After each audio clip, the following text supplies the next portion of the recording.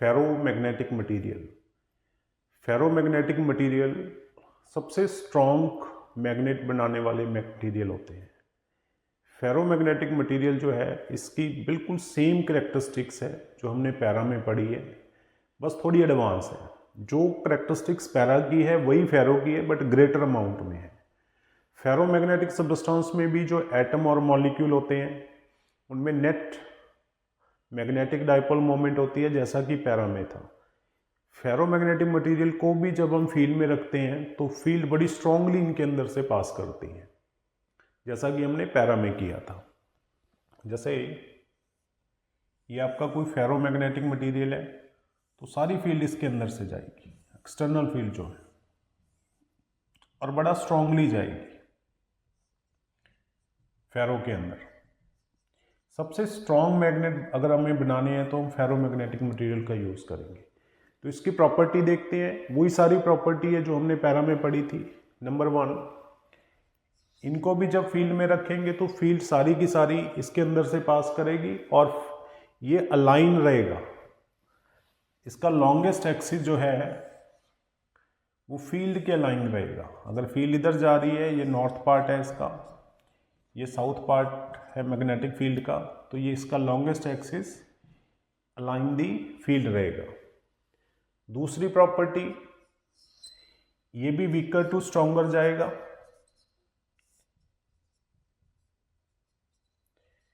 तो वही हम लिक्विड वाला एग्जांपल ले सकते हैं, बाउल वाला। जैसा हमने पैरामैग्नेटिक्स में पढ़ा था कि ये जो फेरोमैग्नेटिक मटेरियल है ये भी क्या होगा, ये वीकर टू स्ट्रॉन्गर जाएगा, यानी कि स्ट्रॉन्ग फील्ड की तरफ जाएगा जी। थर्ड प्रॉपर्टी इसकी क्या है,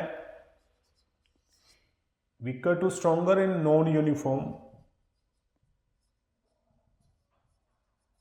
मैग्नेटिक फील्ड।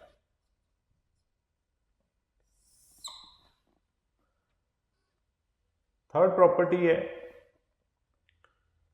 कि जब आप इसको यू शेप लिक्विड ट्यूब में रखोगे, जैसे यही वाला पार्ट समझा रहा हूं मैं आपको, ये नॉर्थ है, ये साउथ है, इसके अंदर हमने फेरोमैग्नेटिक लिक्विड ले रखा है। तो यहां से लिक्विड प्रेस होगा क्योंकि फील्ड वीक है, यहां से ऊपर की तरफ जाएगा क्योंकि ये फील्ड स्ट्रॉन्ग है। तो ये वीकर से स्ट्रॉन्गर की तरफ जा रहा है। कुछ इसकी एग्जांपल भी मैं बता देता हूं, जैसे copper, iron, cobalt etcetera, steel भी हो गया। तो ये फेरोमैग्नेटिक मटेरियल की एग्जांपल्स होती है।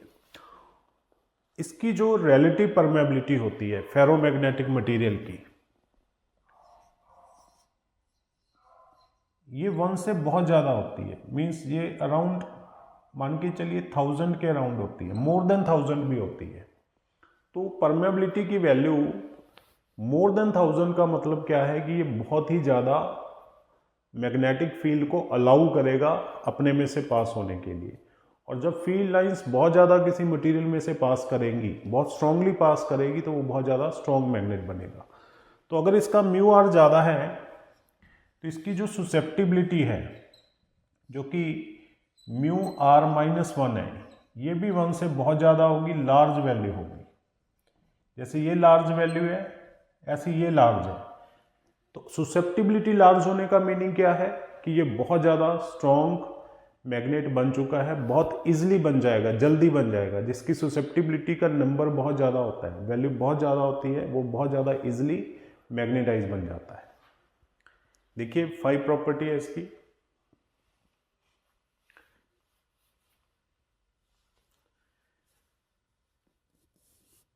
सिक्स प्रॉपर्टी जो है फेरोमैग्नेटिक मटेरियल की, that is depend upon temperature.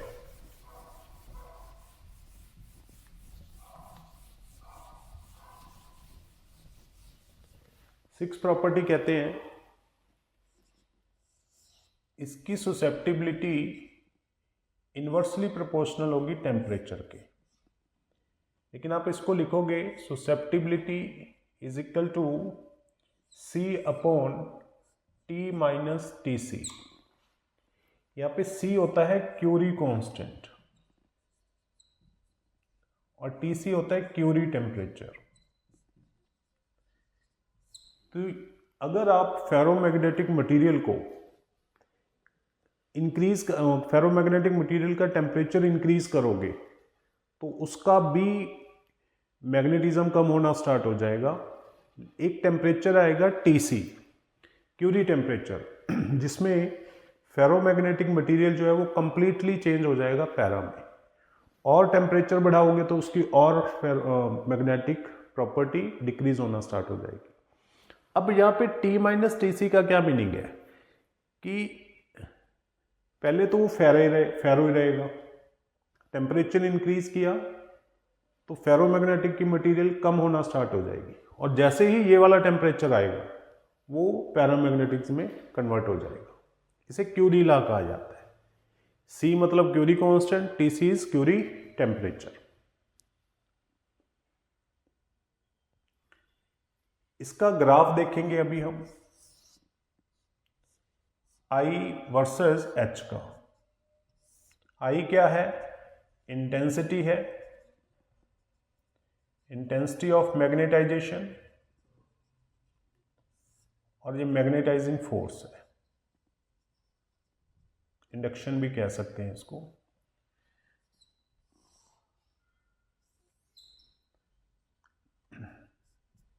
तो इसका ग्राफ होगा कुछ इस वे में। अब ये ग्राफ क्या रिप्रेजेंट कर रहा है? वैसे तो ये सही एक्सप्लेन होगा डोमेन से, डोमेन थ्योरी अभी मैं बताऊंगा इसकी। हल्का सा मैं आपको बता देता हूं कि जैसे जैसे हम इंडक्शन को इंक्रीज करेंगे, फेरोमैग्नेटिक मटेरियल जो होता है इसके अंदर होते हैं डोमेन, अलग अलग डोमेन होते हैं, बहुत सारे डोमेन हैं लेकिन अलग अलग है। तो वो डोमेन धीरे धीरे मैग्नेटिक फील्ड के साथ अलाइन होते हैं। पहले हमने H इंक्रीज किया, कुछ डोमेन जो है वो इंक्रीज हुए, इसलिए ग्राफ यहाँ से थोड़ा सा नीचे है। फिर एकदम से जब हम इसको H को और ज़्यादा करेंगे तो सारे डोमेन जो है वो एक ही तरफ आना स्टार्ट हो जाएंगे, मैग्नेटिक फील्ड की तरफ, तो वो बहुत ज़्यादा स्ट्रॉन्ग मैग्नेट बनना स्टार्ट हो जाएंगे। लेकिन फिर ऊपर जाके वो कांस्टेंट हो गया, यानी कि जब सारे डोमेन के अंदर एक ही डायरेक्शन हो जाएगी देन वो मैग्नेट बन चुका है। उसके बाद आप H जितना मर्जी इंक्रीज करो, I पे कोई इफेक्ट नहीं शो होगा। इसको मैं अभी और एक्सप्लेन करूंगा, डोमेन से ज़्यादा समझ आएगा। देखिए इसको,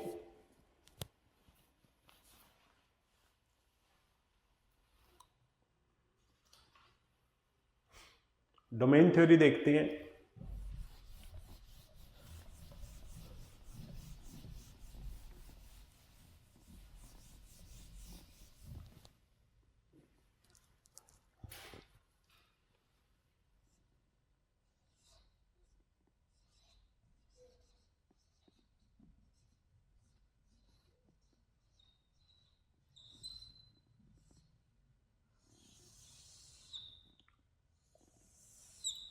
फेरोमैग्नेटिक मटेरियल के अंदर जो एटम होते हैं वो कुछ कुछ ग्रुप के अंदर होते हैं। जैसे करोड़ों अरबों एटम है किसी भी फेरोमैग्नेटिक मटेरियल के अंदर, तो मिलियंस ऑफ एटम मिलके ग्रुप बनाएंगे, उस ग्रुप को कहते हैं डोमेन। तो एक पर्टिकुलर डोमेन का एक पर्टिकुलर साइज होता है। जैसे ये फेरोमैग्नेटिक मटेरियल है, मैं सपोज इसमें बता रहा हूं आपको कि ये डोमेन है अलग अलग 1 2 3 4, this is are the domain. एक डोमेन का जो साइज होता है वो अराउंड 1000 एंगस्ट्रॉम है, और इसके अंदर नंबर ऑफ एटम्स होते हैं अराउंड 10 की पावर 10 एटम। मतलब 1000 करोड़ एटम मिलके एक डोमेन बनाएंगे, और डोमेन बना के वो एक पॉलिसी पे काम करेंगे जिसे हम कहते हैं एक्सचेंज कपलिंग।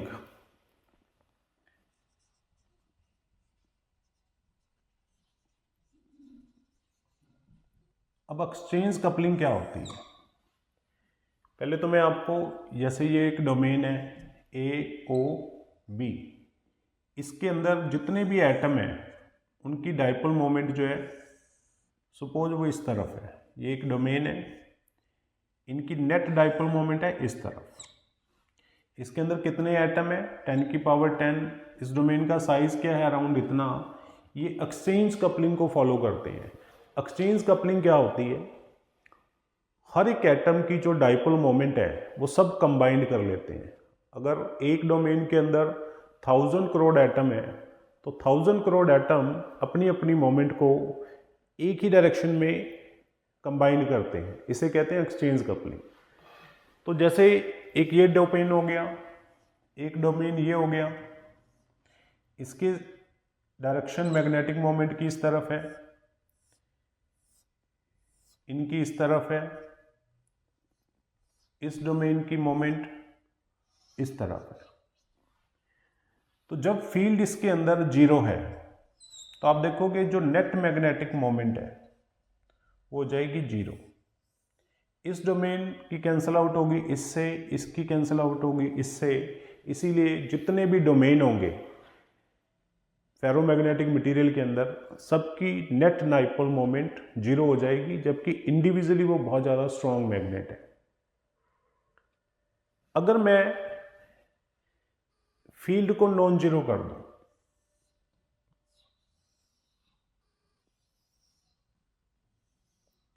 मतलब यहां पे फील्ड अप्लाई कर देते हैं हम इस तरफ,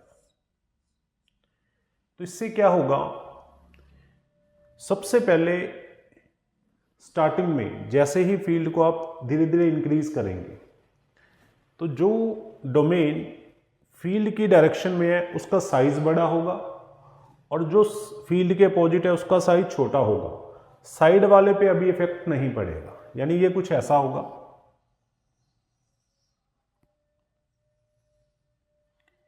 देखो ये साइज बढ़ गया, जो अपोजिट वाले थे उसका साइज कम हो गया, साइड वाले उतने ही है।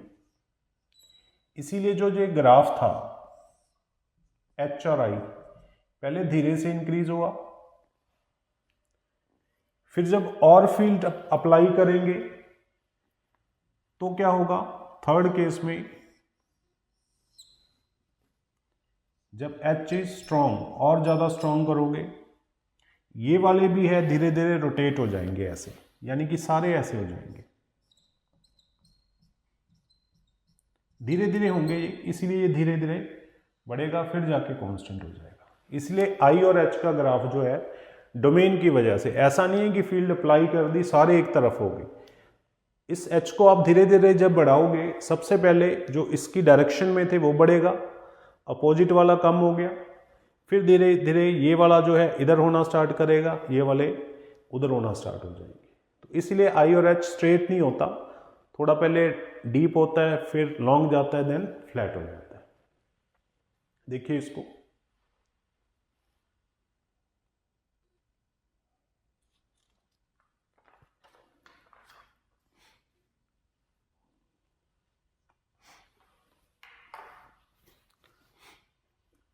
अब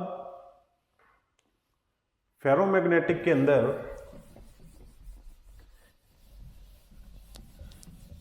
कुछ प्रॉपर्टीज हैं। एक होता है सॉफ्ट फेरोमैग्नेट,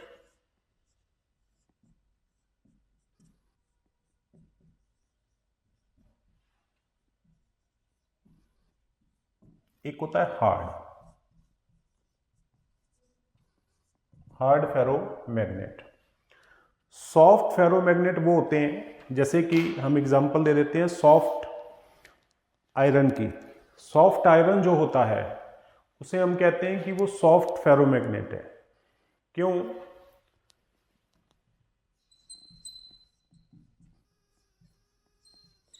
क्योंकि जब आप मैग्नेटिक फील्ड स्टॉप कर दोगे, बंद कर दोगे, तो ये फिर से डीमैग्नेटाइज हो जाएंगे, यानी कि ये फिर से अपने अपने डोमेन बना लेंगे, जैसे पहले था अब फिर से वही हो जाएगा, यानी ये परमानेंट मैग्नेट नहीं बने। तो इसीलिए इसे कहते हैं सॉफ्ट फेरोमैग्नेटिक मटेरियल। कुछ होते हैं हार्ड, जैसे कि एलिनिको, ये अलॉय होती है aluminium plus nickel plus cobalt plus copper. जब इस मटेरियल के अंदर मैग्नेटिक फील्ड अप्लाई करेंगे और देन जीरो कर देंगे तो इसका इफेक्ट लंबे टाइम तक रहेगा। ये इजीली डीमैग्नेटाइज नहीं होंगे, इनका डोमेन पहले की तरह नहीं होगा।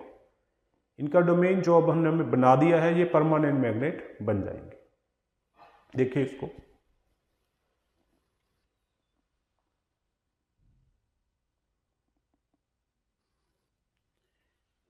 जिस टेम्परेचर पे फेरोमैग्नेटिक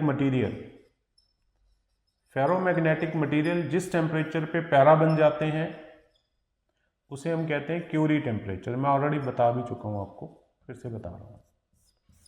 देखिए इसको, तो ये लास्ट टॉपिक है अपना। नेक्स्ट टॉपिक स्टार्ट करते हैं अभी।